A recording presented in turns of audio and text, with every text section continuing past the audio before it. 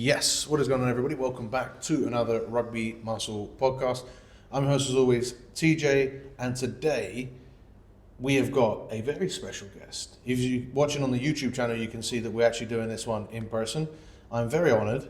I'm always joined by you, so I don't know why I was like.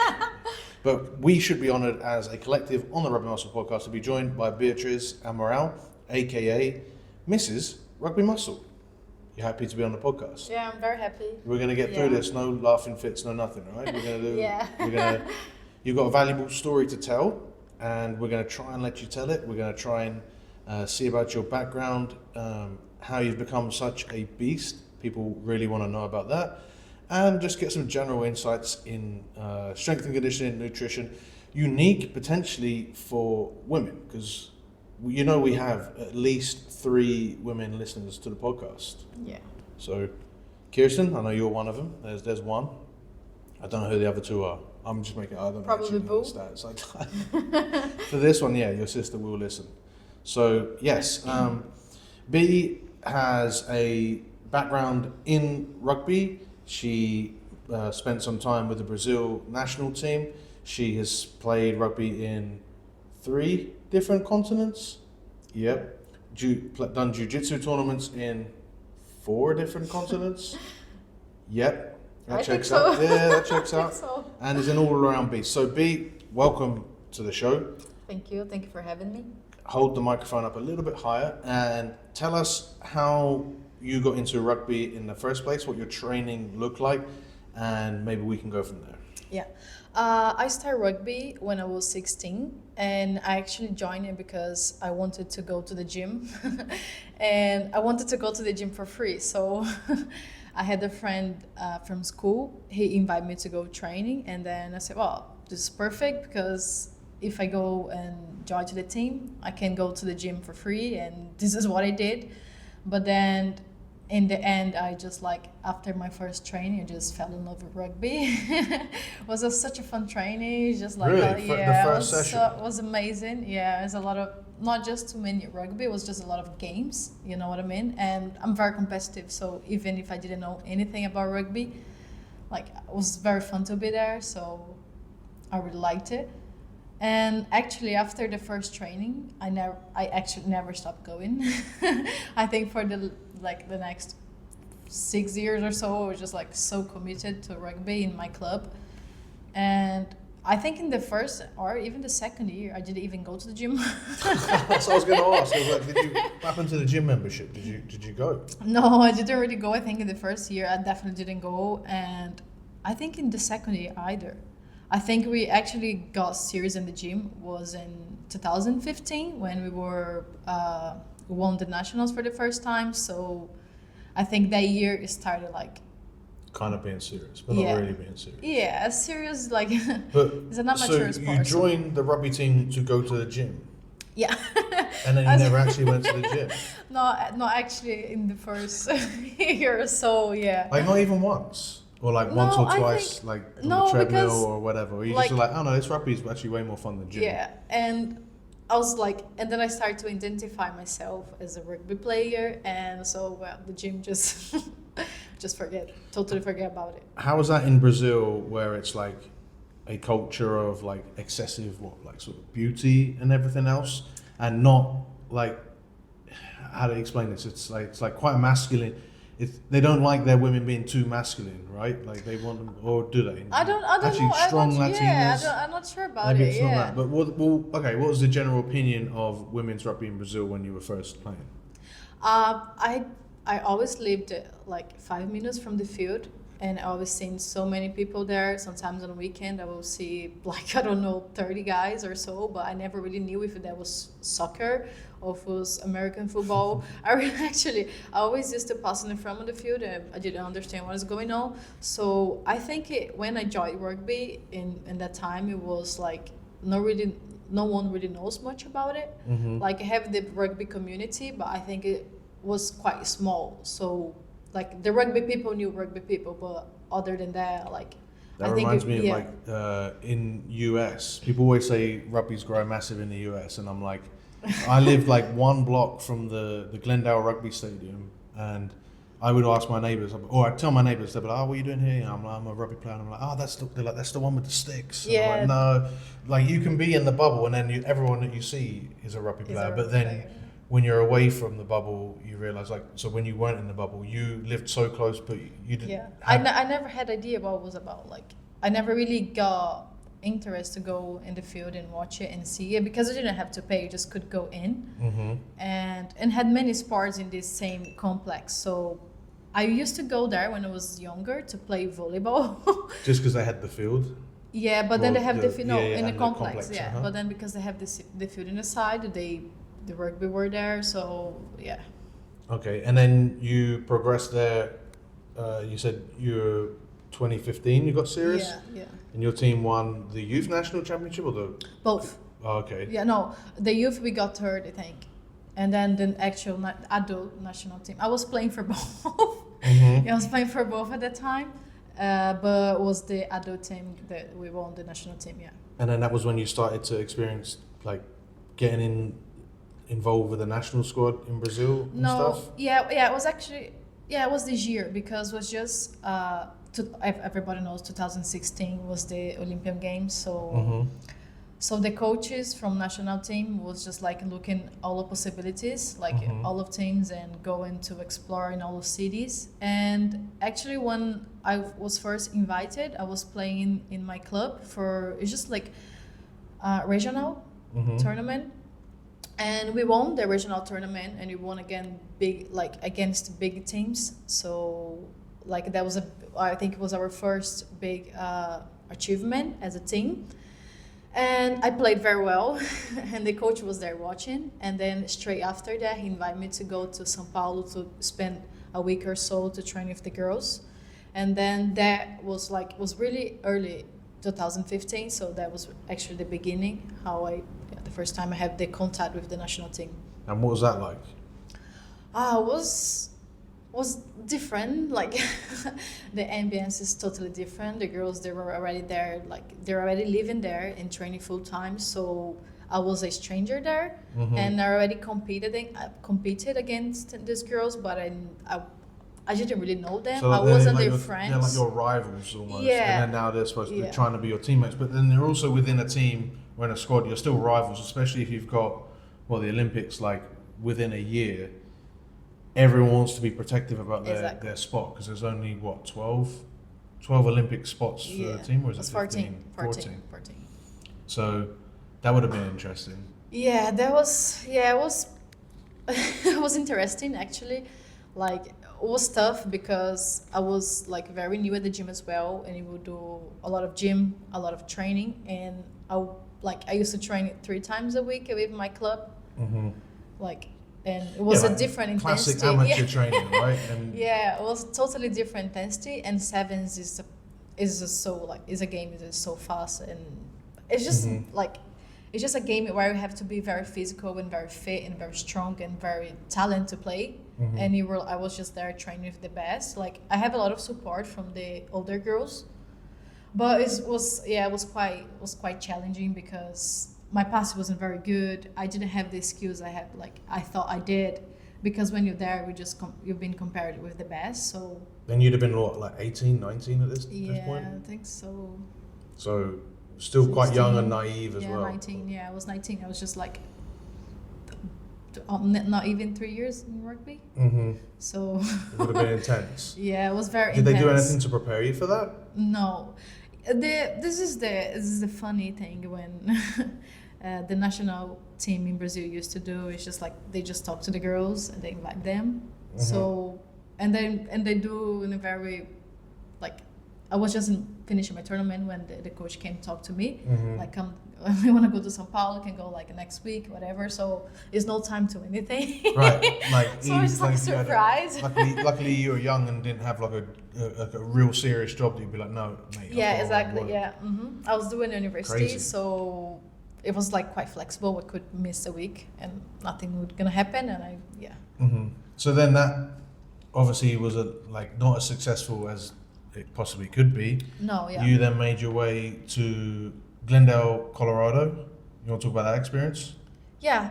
Well, I went to Glendale, 2019? At this point, I was like much more experienced in rugby. I was trusting myself, and I mean, I was in training. I was very fit and everything. I was actually proper at the gym this time, and I think that was an amazing experience. And also, what I thought was different is because in Brazil I used to play sevens. I never really played 15. Right, that's important actually. You only played sevens until it was only sevens available, right? Yeah. Not even Yeah. one game of 15s, No. nothing. No, we did have it just like a few months earlier this year. We had some like camps. In 2019. Yeah. All right, just a camp to develop. Yeah. This Because- is actually what rugby is the 15s. Yeah. Okay. I mean, we were involved there. We were watching the men's rugby every time. So, like, Mhm. we knew what the rugby was about, but we never really played the proper 15s. And so, yeah, it was such a nice experience. I was play a wing, and I think I didn't have too much time to develop other positions as I think I could. But I think it was great experience. I loved it. I'm very work harder, so the team really embraced me, and they really were. I think they were glad to have me, which is amazing because Yeah. I came like no one knew me. I in the first game I was on the bench, and then the next following game I was as the first team. So I was very happy with that. Like that was a big achievement for me because I just came from nowhere, and I've been playing like after the second game I've been playing the first team for the whole season. And that team played like good structured rugby, so Yeah, it's easy. amazing. So it must have been easier for you to sort of slip right in and just play rugby how you knew to play it, and then everyone else would take care of the rest. Yeah. I think the struggle was like the language barrier because my English that time wasn't that great. So I think that was my biggest challenge, not as just the proper rugby. But well, like I have to do my way and just do what I do, and that worked. And then from there, you went back to Brazil potentially for another shot at the Olympics. Yeah, there's something very cool that happened. That straight after I go back to Brazil, I went to São Paulo for a camp, and the coach invited me to go to the national team, but to stay there and live in there, because before I have like a few weeks I would go to São Paulo, and then they didn't really like it. And I then go went back home, to and go like home. just to taste it, and Yeah. then go home. They invited me, I think, two or three times to live in São Paulo, but because I was doing my university, that was my main focus. I didn't want to just like live in my university halfway Yeah. without finishing. So that's why I never lived in São Paulo before. But at the time I already finished it, I was just like pumped because we won the nationals in USA. It was like in that nice momentum, and I thought, wow, this is it's a perfect timing. It's just like 8-9 months before the Olympic Games, so let's do it. And then yes, I moved to São Paulo, and I think I stayed training there for 3 or 4 months till COVID happens. So it's not even like 3 Yeah. months. And we got kind of glossed over that. So when you were in Glendale, you won the WPO, which is the highest level in the US. Yeah. Won the national championship there. Went to Brazil. COVID happened. We ended up traveling a bunch. Yeah. You took up jiu-jitsu, which we'll get back to. We'll get back to a lot of we'll cover, but I want to go through the whole story first, and then we can look at your reflections. So then, next would have been us staying in the UK for 5 or so months, and your experience playing rugby there. What was that like? That was amazing, really, because I love playing rugby, and after COVID, I took a little break of rugby because I couldn't Everyone play. took a break. Yeah. Anyway, but some people were playing before, but because of I was traveling, which we've been traveling, so just not before 2021. No, but I mean, there was like a game, and then they shut Yeah. down again, you know. Yeah. And then there was maybe rugby league, but Yeah. I get it. But that was great. I was just loving being back to rugby, and again, same thing. I worked very hard, so I was in the first team for all of weekends, and I was just very happy. And yeah, that was actually very good. I really liked it. The thing I didn't like about it was too cold. I often, as a wing, I often suffer when sometimes the game is too slow and it's just there. But that was amazing. Also, again, the girls received me so well. Like they're just so glad I was very fit because I wasn't playing this whole time, but I've been training and running and doing all my stuff. So Yeah, so you would have taken at least, everyone took like almost like a year out, and you'd have taken even more than a year. Yeah. Like of not playing, but just training, and then you came back, and then you're already still fitter, more prepared than all of them, or what?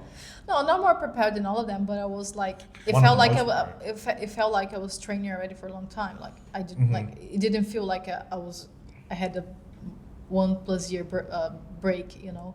With not even knowing if you would ever go back to rugby. Yeah, this was the thing. I wasn't sure. And actually, that was a funny thing as well, because we went to play touch rugby in UK. So that's why a girl saw me there. And then she said, you should come play to our team. We needed bags and etc. Blah, blah, blah. So that's why I ended playing rugby in England, because I didn't really think, like, it wasn't something that I was thinking about. So I think that meant to be, and I really loved it. It was such a fun time. Yeah. And that's one of those things also about like the idea of training, like helping you stay ready. So it wasn't like you were ever preparing, I've got to get ready for this season when it eventually comes, or rugby whenever. Like you just trained well, did what you enjoyed, developed yourself physically, and then like within the week you were then playing for OA Saints in the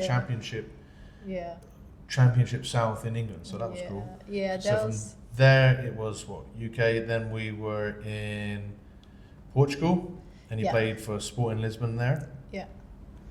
Then what? And then after Lisbon, I played like a few games back in England, in you got to pick yourself up. How did you get on in Lisbon? Well, in Lisbon, actually, I ended up in Lisbon because my sister was invited to play there. So she invited me to go, and we didn't have a place to go next after I don't know, US. I don't remember what was before that. Brazil. And I thought, well, why not try and go play? Season there. Yeah, and I was very glad because me and my sister used to play together, and after US we didn't play together anymore because we had we've been to different places. So that was amazing because I could play with her again. That was really, really nice to be able to play alongside her. And not just play, win. Oh yeah, we won. Yeah. You won the Portuguese Cup and the Championship. Yeah, we won. Yeah, it was nice because also again I work hard, so I will make sure I'm always in the first team. So. Yeah, and then from there back to Glendale. Yeah. But a slightly less professional Glendale potentially. Yeah, the team changed a lot, the coaches as well and everything. And also I was there for a short period of time, so like I didn't play the whole season, I just played a few games, which was such a fun as well. But then that was where things start to get messed up with me with rugby, because I was playing rugby and trying to do jiu-jitsu. And that was very difficult. Trying to stay fit with lifting and running and doing my extras running outside of this, and trying to process jiu-jitsu, that is such a brain consuming sport, I think. And now, so that was what, 2022? So then the year and a half since, you've basically just focused on just jiu-jitsu. Yeah, I think I didn't play rugby last year, did I? No. No, yeah. Yeah, so yeah. So You're supposed to answer these questions. My coach in England, jiu-jitsu, he said, "Oh, you should do it, like you should be serious with this. We believe in you, like I think you have a huge potential for jiu-jitsu." And I thought, well, I guess I have to try it. So, and then I was just training, when I was just training full-time jiu-jitsu, and just kind of let rugby go away, which is something I never thought would happen, because for me, rugby was my sport. So. All right, so now we can talk about training a little bit. So we've gone through your whole rugby career. When did you start getting serious in the gym, or even not even getting serious. When did you actually just start going to the gym? Because you signed up to go to, you started playing rugby just to go to the gym. Yeah. And then took 2 years to go to the gym. No, I'm not sure if it's 2 years, but it wasn't at least in the first year or so. You know what I mean? Mm-hmm. I think So I think I got more serious at the gym when I went to the university, because I was studying about it. So, like, I was trying to build my own training. Yeah. And I tried to get fit. And then the same year when we won the first time, they were more serious. The team were more serious with the girls as well. So everybody had to go to the gym before training, etc. Did they give you like a program or what? Yeah, they would give us a program, and everybody would do the same thing. And then when you went to the national camps and stuff, was that the same thing? Yeah, they would give it as a program. Yeah. And what did that look like? Just basic, very basic. In my club, it were such a basic stuff, just like some squat, bench press, and some accessories, and a lot of times they would do as well a lot of HIIT training. Mm-hmm. Like what? Like squat with like just I don't know. Like CrossFit? Yeah, but not really like that. It's more like just like body weight stuff. A lot of reps, short time. That's CrossFit. No, but we didn't use too much bars. We would just like use dumbbells, kettlebells, and body weight. You know what I mean? We wouldn't do too much Not weight. HIIT training with running? No, not running.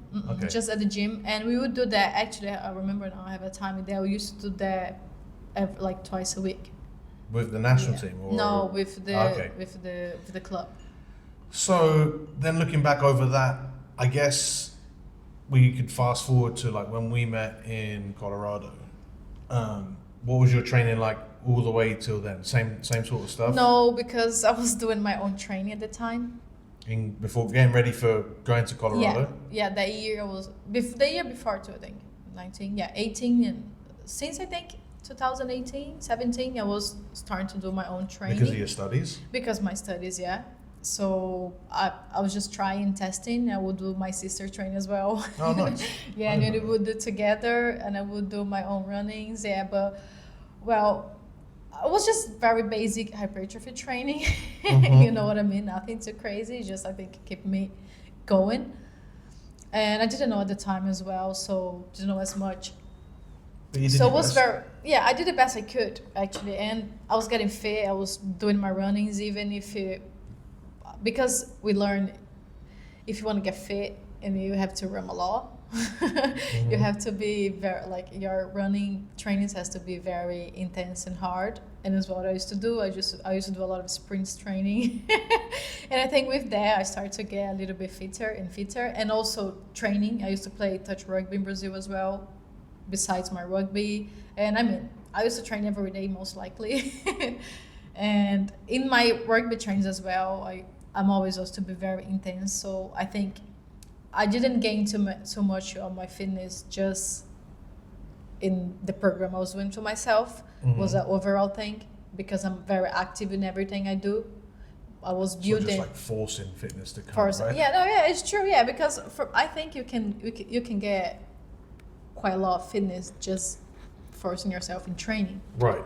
Just like extra running and getting places and go back fast to your position. You're gonna die, yeah, but I think you can improve slowly like that. Mm-hmm. I don't think it's not ideal, but I think it can be improved slowly like that. With that being said, looking back, what would you change?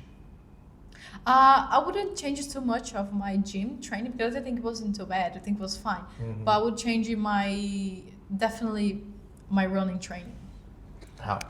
I would just do more low steady run. Yeah. Because I thought that was bullshit, unfortunately. Yeah, me too. And I also would add more sprints training, but more intentional with these sprints, you know what I mean? Because Like I trying would to get faster. just trying to get faster. Because I used to do a lot of intense training, but it didn't serve not either for sprints or either for my fitness. You know what I mean? It's just like Too intense for fitness, but not fast enough for speed, For right? Because you're not speed, yeah. recovering completely. Like Yeah. this is what you learned since. Okay. Yeah, so this is I would definitely the running is a thing I would change. And then what was the training with the national team like? Did that teach you anything as well? No, I mean the weightlifting with the national team was very basic as well. Pull-ups, bench press, jumps, like good stuff, really. Mm-hmm. But because I think, yeah, like it depends. Don't have to hold back. This is a Yeah, podcast. it depends. Like when I was doing before I went to Colorado, when I was training, just sometimes with the national team, I would struggle a lot because I would just go for a week and do whatever they were doing. Mm-hmm. But after, when I was actually living in São Paulo and training with them, I think I was struggling just with the recovery. So that was something like, because I was running too much. You were And I didn't struggling have with the recovery energy when you were to living lift. there, or Yeah. when you just went there for the weeks? Both of them. For when I went there just for the weeks, I was struggling because I didn't know very well the exercise they was doing, because they used to do a lot of cleans and snatches and stuff that require a little bit more technical movements. You know what I mean? Uh-huh. And when I was actually living there, I was struggling because I couldn't improve my bench press. I couldn't improve my squats. I couldn't because I feel it's good exercise are basic, but they don't teach you too much the form, how to do it. And they don't tell you, no, just go slow and coming up, you know what I mean? And just let you to do whatever. I feel like. Was it one of those situations like, you were saying before how everyone's competitive, especially the first time, actually both times you were there, it was within a year of an Olympic Games. So there's only 14 spots there. People are, as much as they're a team, they're also rivals because everyone wants one of those spots. Was it one of those situations where everyone sort of judged themselves and you potentially judge yourself as well, only by the numbers? So Definitely. in a real competitive environment, it's very easy to say, this person's lifting, 120 kilos on their squats. Mine's only 60. That means they're much better. They're gonna play for the team. I'm not gonna play for the team. So then you add weights. Maybe your form just gets much worse because you're chasing the numbers. Yeah, 100%. I think this is one of the biggest thing there. And it's not even the girls are really against each other. No, it's not this at all. It's just actually we try to compare ourselves with others, So yeah, this is definitely is a good point. 100%. Yeah, I think they didn't spend too much time then as coaches and stuff on the education side of it? No, I didn't feel. Or communication? Yeah, I feel we could be better a little bit with this this beginner. You know what I mean?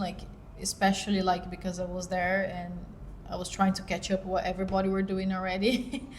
So yeah, it's just hard because a lot of movements and things you have to take a time to improve. So if you don't know how to get this time to improve, it's hard to improve. You know what I mean? You don't know how to do it to improve. You don't know if you don't know what the objective of it is, well, yeah, right? You don't know really what improvement looks like, because you add 10, 20 kilos to this number, but that doesn't necessarily translate to 10, 20% or whatever improvement on the pitch. Yeah, for me that when I was there full time, I really struggled with this recovery. I feel my gym was just doing, you know what I mean, but I didn't feel I was improving anything. My running, I feel was improving a lot because I was running so much. He wanted me to catch up with the other girls, so I was really I have so many extras of so many running extras to do during the week. So that was something that I actually improved because I was running. So and I was running to do a certain kind of test, so I was improving a day, right? But with the gym, I feel I struggle a lot, even when the exercise was pretty easy. You know what I mean? It was nothing very fancy. It was you can grind yourself through sprints and interval sprints and put yourself through pain, and that is going to somewhat improve you, right? But you can't really, if you can't lift a weight, you can't grind yourself through lift. You can't. There's no pain barrier like right now that I could do to push myself to do a 200 kilo squat. You know what I mean? I just can't do it. I just don't have the strength. Yeah. So you can't just force it. Maybe you can force a certain level, particularly with like interval type sprints and anaerobic endurance that you might see a lot in sevens. You could force that quite, like that is a lot about grinding. But when you then look at like really developing yourself aerobically or really developing yourself on the other, like any end of the spectrum, right? Really getting really strong or really fit aerobically, that they require like precise improvements. You know what I mean? Yeah, I feel this what I was missing was just like be more technical in all of exercise, so I could improve slowly from there. And then what was training like in Glendale? The rugby training or the weight training? Both. The rugby training was amazing. I love training. So the rugby training was just amazing. It was such a fun time. It would run whole training, and it was just amazing. I really liked it. I liked the structure they used to do, and because we having games all weekends, was very well organized. Very nice. Was actually very good, and we had also gym training to do. But I'm not gonna lie, at the time I used to do sometimes, and then sometimes I wouldn't do it. Because it was to do in your own time? Yeah, because he would give us the program, we had access to the gym, but I wasn't very into the gym at the time. I don't know why. I think because I also was playing touch rugby and I had to go earlier. I was just quite lazy to the gym. It's also like the convenience factor. Yeah. So it's like, it's not lazy to train, it's everything around going to the gym, right? It's like you have to get the bus there or whatever. Yeah, I was to get and the you're bus already there. committing yourself to go to, how did you have training 3 times a week or twice a week? I don't remember. 2 or 3, yeah. Yeah, but at least 2 a week, and then games. And then games on Saturdays, and then touch rugby, etc. And touch rugby, yeah. You're like in season, not really stressing about it. Yeah, we would do like, but not very consistent, unfortunately. I don't know if that would change it too much to my performance at that time. But yeah, I think I could be stronger and. Okay, then I guess what changed? Oh, I mean, I know what changed. Rugby Muscle came into the picture. Yeah. Sorted out your training. What sort of differences did you notice with your training, or what?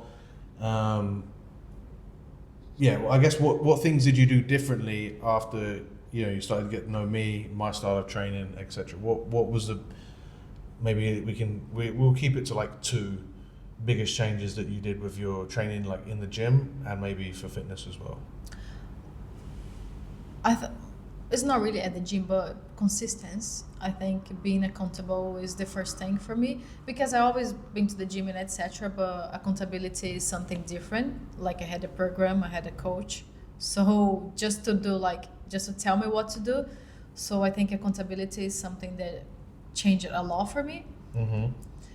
And I think it just start everything from zero, just like baby steps, like improving everything slowly.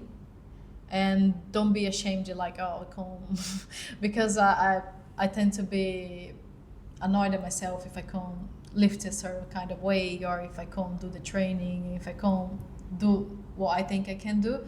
So I think just understand I was starting all again, especially after COVID time. I was just training at home and doing some bullshit things. I was not really training. It was just very basic. So I was just take it slowly and progress from there. I think that was something that I take till now. Sometimes I'm very tired for my week is being very tired and I can't lift a certain amount of weight, and I understand it can happen. I just don't get annoyed at myself and do it. You know what I mean? Just taking a slower approach to the because your other environments are so competitive. Again, you're comparing yourself to everyone else, and you're seeing other people in your position maybe lifting more weight.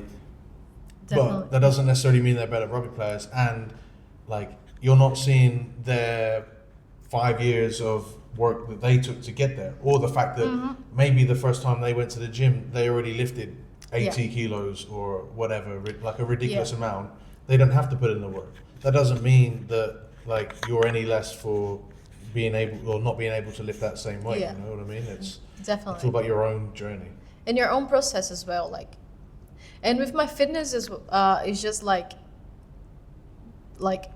low steady runnings or just like low steady cardios. I think this changed it massively how I train, because this made me much more fitter, and it's much easier because I can introduce this kind of trainings like in any program that I have. I can introduce this like cardios, which is not gonna fuck me up for the next training I'm gonna do. I think this like is a big change really, because the only thing that you got to do. Sorry, go on. When I was in national team, this is a big thing. Like I was going like I used to run so much that it's just too hard to do anything else. Yeah, and you said already you struggled to recover from the amount of stuff that you had to do. So with the slow sessions in mind, potentially, we have a question on the Skool group. I'll put the link in, by the way, if you're listening, to join the Skool group. That's where we're gonna have all of our guests have some Q&As from, and I'll sort of what's the word? Just slot them in throughout podcasts as we go. So I'll give the link in the show notes for how you can join the Skool group. It's completely free for now, and you will get access to everything Rugby Muscle education-wise, the community, and then you'll get to access to ask questions to our guests on the Skool group. And this is the main question I've been asked here to ask you, is about how you organize your routines with your training sessions, but especially because that, like, obviously we've spoken that there must have been times here where you're trying to run, do touch rugby, do the gym, rugby, actual contact 15s rugby, and jiu-jitsu. Jiu-jitsu, yeah. Oh my God. That was a crazy time. Yeah. Oh, I even forget about that. That was an insane time. I was constantly tired, but how I was that was tough. Like I don't even think it's about the running or the gym or one sport. It's just like jiu-jitsu and rugby together is very consuming. It's hard. For like the mind. For everything, yeah. But I think also the mind is just like, fuck, I have to go to jiu-jitsu tomorrow. I just trained last night, you know what I mean? And my body, because I feel that the rugby is such a physical sport. It's like it's harder than anything else that I think. It is very, very hard sport, like because you run so much. Like sprinting as well, right? It's one of the toughest on the body, especially like your midweek training in season. Like people underestimate how tough that is, because it's like just the amount of sprinting and stopping and stuff on its own, like that's intense. That's a lot to recover from. Then you add in all the contact situations on top of that, and then you add in, especially like the timing of it, for a lot of people it goes on quite late as well. Yeah. So then like combine those things, and all of a sudden you've got a recipe for like this is quite tough. Yeah, I feel how to manage all of these sports all together is just like the gym management is the main thing, because if you do a very tough gym session, like bodybuilder kind of type, you're not going to be able to handle anything of other training, because it doesn't match. You have to structure your training, like, because I know I got a rugby on weekend, so I'm not gonna kill myself at the gym a day before. So planning is everything, and of course having a coach that gives you the exactly program that you need helps massively. I don't know actually how I would do too much, because it's hard to build your own training. Well, you probably wouldn't do it, as you said before, like when you had other seasons, you didn't. Like, because it's very difficult to keep up with your own training and then trying to do your work, your life, and everything else around this. So I think planning and have the right program that you need, that fits your need, is the main thing. Like, it's very hard to, honestly, it's very, very hard. You must know is how tough it is to build your own training, and how brain consuming it is. Oh, it's like so funny. You know this because I've been complaining to you about this week. Like, I'm in the process, and by the time this comes out, I will have hired my own coach because I've got my own plans, and there are days because this is my job, I can justify wasting almost like an entire working day Yeah. researching crap that I don't need because it's like an emotional attachment. You know what I mean? Because I'm worried. So I'll give you a preview, and this is your podcast, but we'll do this anyway. We'll get you on more time so you can tell more about your story because I've already loved it so far. Yesterday, right, I spent a good too long of the day trying to figure out like the details of my programming for no other reason than I felt kind of tired from the weekend, and I thought, I'm not going to be able to recover from this work that I did last week, and then I've got more training coming up this week, even though I'd already planned it all in advance, and it was all right. And I looked at my training for the day, and I was like, I've got to figure something out, and that was when I decided, no, I'm definitely hiring a coach. Anyway, fast forward to the session. It felt great. It was fine, but the fact that it caused me so much stress just shows like I can't be in charge of my own stuff. Yeah. You know? And it's interesting. I also had you training in season in England at least, and in Portugal. You were training the Friday before Saturday games. Yeah. Yeah. You would never have done that. No, never done that before, and I feel that was great. I don't feel doing that now that I'm doing jiu-jitsu because I feel the sport is quite different. Yeah. But I think it's lovely to do this pre-session when you're doing rugby. Mm-hmm. And not any session, as I said, it's like a not bodybuilding session. It's just like a session that was gonna make you ready for the next day. I still love that. I forgot about that. I still love those sessions and used to make me so ready for the next day. Yeah, it's true. Yeah, that was very good. But you would have done that because you'd have gone, this is the day before a game. I've got to rest. I've got to, you know what I mean? And that's just an example of doing things for yourself. Right? It's not great. So you haven't really answered the question of how you organize your week. I guess accountability. Being accountable with your training, like having a program. This is, I think, the first thing. If you don't have a program, you don't know what to do when you're at the gym. Yeah. So if you don't have a program, you already start the week losing. Yeah. You don't know what you need to do. You don't know what's working. Yeah. Mm-hmm. And just being very organized and prepare yourself early. For example, before the week started, I organized my whole calendar. Like, I know I'm going to go to the gym. Gym for me is like work. Doesn't matter what happened. It's raining, it's not. I will go to the gym. So my gym is already there in my calendar. So this makes much easier. Like, it's just something that is going to be tick in the end of the week anyway. Being very organized, I think, and prepare yourself is the main thing. For example, now I'm doing some runnings very early in the morning, like waking up 5 a.m. and etc. And I already, most of the days, I just prepare all my clothes a night before because I want to get ready for this run because I know it's going to be something challenging for my day. It's something that I want to do. So I don't want to give you excuse. I want to prepare myself early and be able to do it because when I sleep a little bit later and I have to wake up 5 a.m. and I don't prepare myself, my day and my run is not going to be as effective as it should because I'm tired. I took it way longer to organize myself and to get ready to go for a run. So I think honestly, planning and preparing is the main thing. And then just Google Calendar, guys. Google Google put it in your week, and then you know like this is when, and then you've got like. I don't want you telling lies on this podcast because it's not every single day. Always that you go to the gym exactly when it's on the calendar. Yeah, but I still go. No, not all. What do you mean you still go? No, I still go to the gym. I know that there is a gym day and I will go. Even if it's like slightly different from what was on the calendar because you've got the flexibility of working online. Mm-hmm. Yeah, I still go. It's this is never gonna change. I will go in that day. It's very difficult for me to change the day of the gym. But also there are days where you'll just say, nah.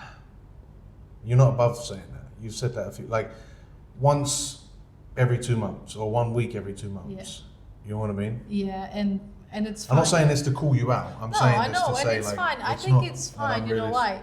Go. Because I've been doing this. Oh, thank you.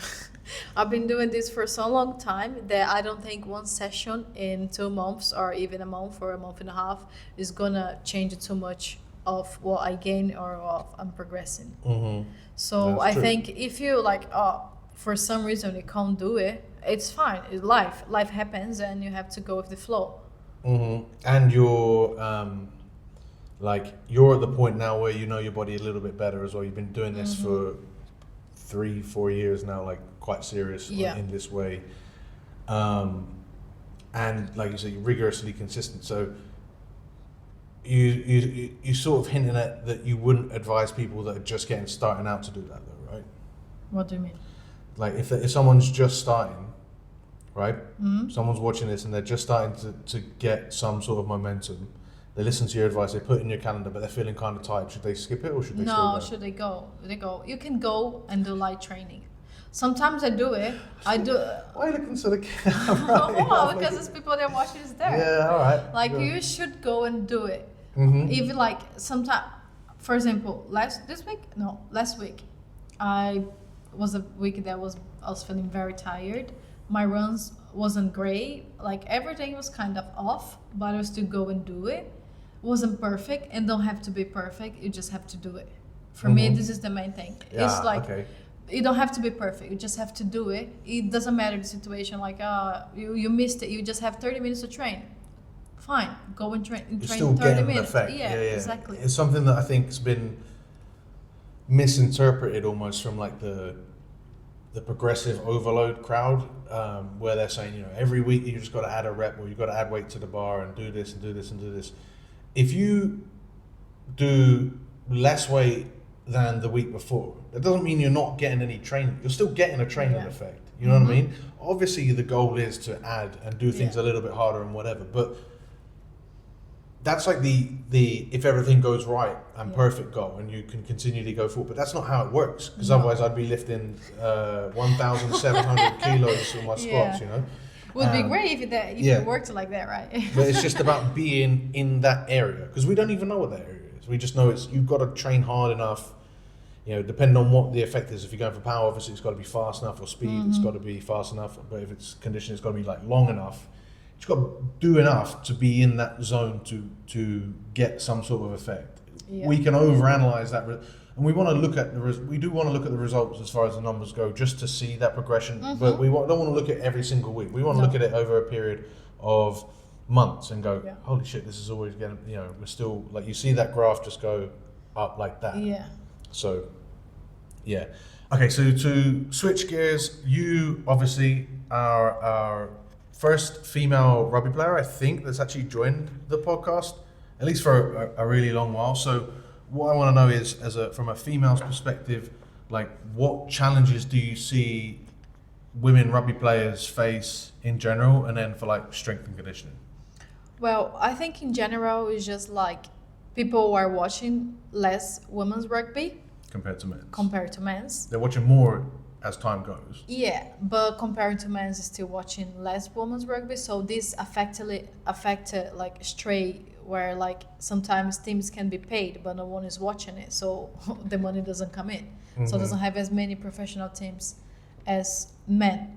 So I think this is the first thing. Like, You mean like as far as like they don't have women to watch on TV and therefore they don't know about rugby existing? Or do you mean they don't have women to watch on TV, so therefore they don't know what they could achieve by playing rugby as far as like the top level, and have that be a goal, like it could be for a guy playing rugby?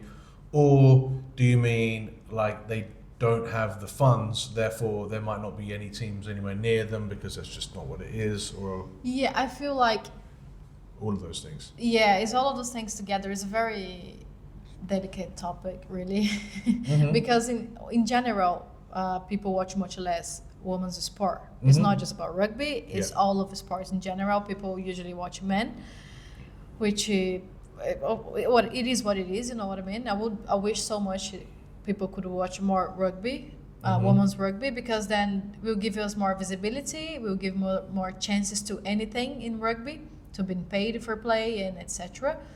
But well, I think I don't think it's great yet, but things are slowly getting better. And then like for strength and conditioning, is it sort of like the same thing, where I know quite a lot of popular, like if we just look at social media, right? When you look at women in the gym, it's mostly just about building a big butt and being skinny. Like those are the popular ones, and then for guys, it's like being strong and powerful, which is like good for rugby. Yeah, it's funny, right? Because woman, not every woman, but just in general, normal gyms, people just would just want to train lower body, and men just upper body. And I feel this is very different for typical person to athletes. I don't think everybody trains as an athlete. That's why I think like they just, because like if you go to the gym and I think things you see on Instagram, you're just copying someone else and doing whatever someone else is doing.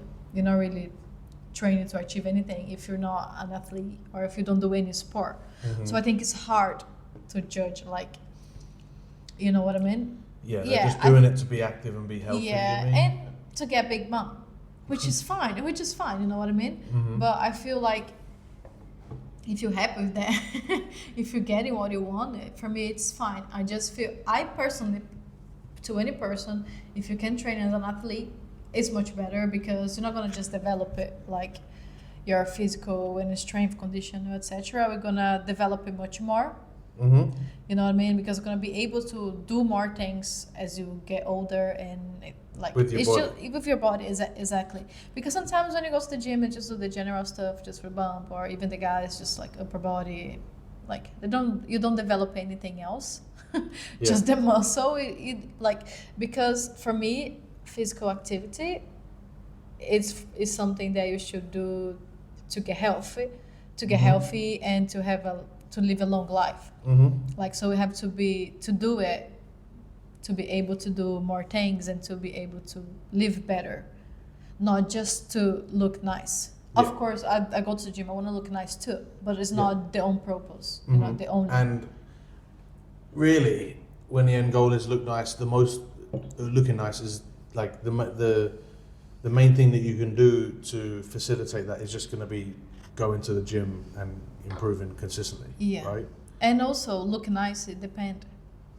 Like, what is looking nice for me is so different from what is looking nice for you, and each person is different. So, what about like the injury component, particularly either with rugby or jiu-jitsu? Do you find, or maybe you can choose the avenue for this. So it could be injury specific, or it could also be like winning strong collisions, etc. Do you think there's more importance for women in contact sports to focus on gym training and stuff? I don't think there's more importance to women than men. I think we're all the same. But I think it is huge. Gym is huge, especially if you are in this kind of sports. Like, even if you're running, actually, like, you just be running like in the street, you can injure yourself because you're not building the muscle to, like, around your knees and your quads and etc. You can injure. So I think, honestly, everybody should go to the gym if you want to do anything. If you want to be active, if you want to go just run, if you want to do any sport, like, gym is crucial to be fit and have like a long time doing this sport. So this I was talking the last week with the girls at jiu-jitsu. She said, "Oh, you're so strong. Like, what do you do? What do you do to be so strong?" I said, "Just go to the gym." Does she go to the gym? No, she's 45 years old. She's very fit. Asian, because Asian they look much younger than they are. I didn't know she was 45 years old. And she's very good too, but she's never been to the gym. And she said, "Oh, a friend of mine the same age as me, and she's very upset because she's gonna compete and she's often injure her knee. Like, what can she do? Like, go to the gym." Unfortunately, it doesn't have any recipe. You just have to go to the gym. Even in the bullshit training, we're gonna be better than not go to the gym. So just be consistent. Don't look for something perfect. Don't look for something perfect. Because even if you do find the perfect thing, it's still going to take months and months and months. I think that's a problem, right? Because if you think you've got something perfect, you think that means, cool, I'm going to get all my results within a few weeks. And that's where most people give up within a few weeks. But then once you understand the length of the process and you accept that, you know, you're able to stay way more consistent. And then when you're able to stay more consistent, you get stronger, you get faster, and The et cetera, results et come a cetera, lot yeah. better, yeah. So what about with your experience with rugby? Like maybe not in Brazil, because in Brazil obviously it was like quite a high performance environment quite early.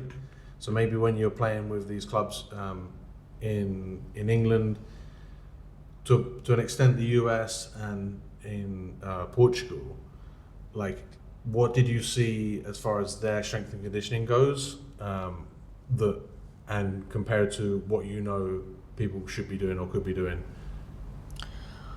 Well, as you want me to judge Yeah, others? I mean, just tell No, me what yeah. you saw.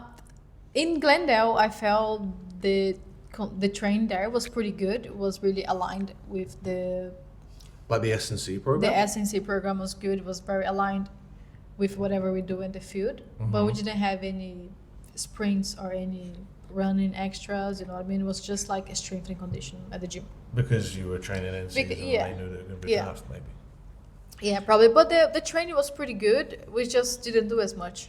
Me and my sister were there with me, so that's why I'm saying this is the only thing. But I feel it was very good, and I think maybe I would develop it even more if I did that consistently. You know what I mean? But because I was doing enough, like sometimes I would do whatever. It's hard to keep up You progressing. weren't really held accountable in the same way. Yeah. Well, in Portugal, I think they're just doing for the sake of it. What were they doing? They're doing a lot of. I mean, I already had my program, so I wouldn't do anyway. But I used to look the girls from there doing sometimes, and I didn't feel it was a great program. It was just something, it's just to give. You know what I mean? When just want to give something for free, Yeah. and just do anything. Like I didn't feel it was very good aligned with the goals of the team. It was just something for them to do it, and didn't have the like anyone would do in your own time. Is rugby is a very amateur game, so the girls wouldn't do together. Right. In Glendale, they would more do together, especially Because because a at the lot gym of there. girls, the gym is there. A lot of the girls are from national team, so they're training together and etc. So the environment was quite different. I feel the girls as well didn't go as much to the gym in Portugal, which resulted a lot of injuries along with the tournament. Do you think that like the girls in, and can we put the Portuguese and group them together with the English girls as well, and say that like it's harder there because they would have to go to all their own gyms as well, right? Yeah. In Glendale, they've got quite a high performance gym Yeah. there, so they know that they have access to things like sled sprints or whatever, like high equipment. And if they need a little bit of extra coaching, maybe on like their form Yeah. and stuff, then when you go to the programs in Portugal, there was no program given for OAs, right? No programs given for OAs, and a lot of girls wouldn't go to the gym. Yeah. Mostly. So then when you you go to Portugal, you've got like a program, which as we've already said, like it's still much better than nothing, right? Yeah. But because you're trying to provide a program for everyone in the squad, it gets really Yeah, difficult, right? it Because gets there's very people that difficult. are like literally meters in height difference. Yeah. Okay, not literally meters in height, but close, you know, like Yeah, like 30, 40 kilos difference of person. They're going to have different objectives in the gym. yeah, this is very hard because it has to be unique. Like each person, as you said, each person is different. It like it's very hard to give one recipe of cake for 10 different kind of cakes. You know There what I we mean? The flavors. That is, you You're know a what I mean? baker. Wow, okay. You want Okay. you want 10 different cakes and using the same recipe. You know, like Yeah. it doesn't work. So, did you notice the English girls getting injured more as well if they weren't going to the gym? Yeah. Often than not, we have injured people, especially the girls that are a little bit overweight, because again, they're a little bit more overweight and they're not preparing their body. You know what I mean? Like Just more So, force. yeah. And like, knees. you played quite hard. Like your team No, played quite they're very good. Like Yeah. the girls. like a physical game. Yeah, so very then- physical game, but like still. And it's hard, right? But it's hard to find the time for a lot of them as well, because they're working, families. It's very amateur, right? Like, Yeah. it's hard. But I mean, the other, your option is do it twice a week, as we've already said, or something. Just get something in place, put it in your schedule, or potentially give yourself more chance of being injured. Yeah, this is hard because there's no other way to do it. Just go to the gym. Just figure it out. Right? Just figure it out. Yeah. Like, Just even hire the a minimum, coach. Yeah. 30 to 45 minutes twice a week can make the world of difference. And I'm sure most of the people have this time. Sure, it's just time management. I know it's hard. Time management can be hard, but I'm sure most of the people will have this 30, 45 minutes twice a day, twice a week to do it. Yeah. It's just a question of managing their time and their routine and whatever they're doing. Cool. We're coming up on an hour, so I'm going to ask nutrition questions maybe in another time. What I would like to finish with is your, let's go with your proudest achievement in sports so far. I haven't written it on the. No, I'm just thinking. I don't know. You don't have one? Maybe you I have don't one by the have time one. you come No, back. yeah, I don't have one. Like, Give me some highlights then. What were the experiences that you look back and you're like, fuck yeah? well, I think when my team back in Brazil won the nationals for the first time, it was very cool. Yeah. This is your first. Yeah, and I think when we won in US as well, it was pretty cool. It was just like everybody very pumped, you know what I mean? It was a tough game, like with a team you're already losing the beginning of the season. So, well, I don't have one, to be honest. Okay. I will, maybe soon. Maybe I'm gonna compete. maybe soon. So that's what I was gonna say. What are your future goals and aspirations? I guess within jiu-jitsu, but as an athlete, maybe even in rugby or whatever. As an athlete, I just wanna do everything. I wanna be like a kind of hybrid athlete. I wanna be able to run. I'm gonna be able to lift in my weights and to do my fighting. Maybe now I'm going back to England. Maybe can go back to some touch rugby. I don't know. Maybe too much in my play, but I think I just wanna be able to do it all and keep my body healthy and strong. That's actually a really good point to sort of finish on, right? Is you have spoken about kind of doing it all. You've spoken about like how hard that was when you did it all at the same time.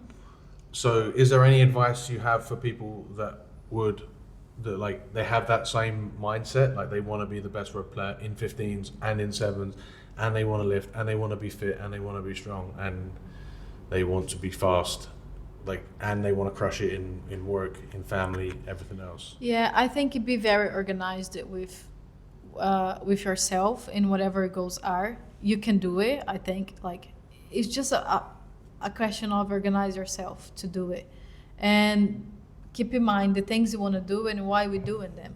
Like, because sometimes you just want to do things for the sake of it, but you don't really actually want to do it.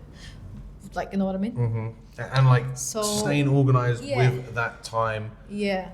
And know what you're doing. Like, you're going to the gym, so know exactly what I have to do at the gym. Like, we're going to run. Know exactly what you're going to do in your run. It's going to be sprints training. It's going to be a long, steady running. Whatever it is. Just be very... mindful, yeah, the things you do, and be present with things you are doing as well. Like, don't do it just for the sake of it, you know what I mean? Do it because you want to do it and because you have a purpose of it, I think. What about, like you said, about having the purpose of everything that you want to do and be aware of what you want to achieve? Does that sometimes also mean having to say no? Exactly, 100%, because we can't hug the world. We can't hug everything. Is that a Portuguese expression? We can't hug the world? Yeah. We can.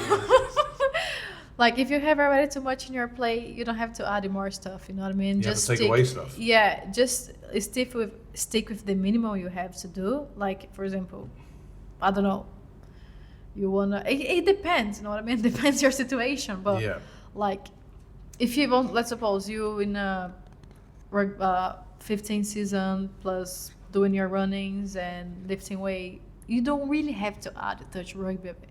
Like, you don't really have to do it.